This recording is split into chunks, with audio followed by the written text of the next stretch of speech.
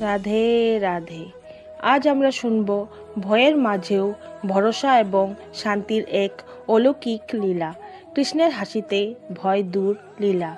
বৃন্দাবনের সেই সবুজ ও পবিত্র উঠোনে, যেখানে প্রতিটি গাছ, প্রতিটি নদীর ঢেউ ভগবান শ্রীকৃষ্ণের কাহিনী মনে করিয়ে দেয়, সেখানে একদিন হঠাৎ ভয়ঙ্কর ঝড় উঠল। আকাশ কালো হয়ে গিয়েছিল, বাতাসে তীব্র ঝাপটায় আতঙ্ক ছড়িয়েছিল।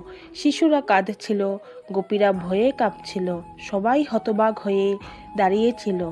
ঠিক সেই সময় ছোট কৃষ্ণ সবার সামনে এসে দাঁড়ালেন। ছোট মুখে মৃদু হাসি ফুটল।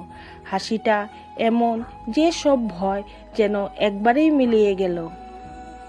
যে ঝড়ে সবাই কাঁপছিল, সে ঝড় যেন থেমে গেল।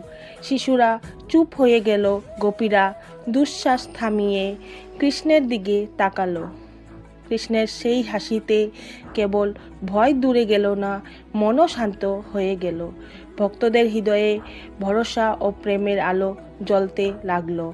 তার ছোট্ট চোখে চঞ্চল দীপ্তি, মৃদু হাসি এবং কোমল দৃষ্টিতে সকল দুঃখ, আতঙ্ক ও অসুস্থতা এক মুহূর্তে বিলীন হয়ে গেল। প্রকৃতপক্ষে এই লীলা আমাদের শেখায়, যেখানে ভগবান শরণে আসেন, সেখানে সব ভয় দূরে সরে যায়। ভক্তের মনে থাকলে শান্তি এবং আস্থা, কৃষ্ণ নিজেই সেই শান্তি নিয়ে হাজির হন। রাধে রাধে। প্রিয় ভক্তবৃন্দ, আপনাদের যদি এই কাহিনীটি ভালো লেগে থাকে তাহলে অবশ্যই লাইক করুন এবং কমেন্টে লিখুন রাধে রাধে।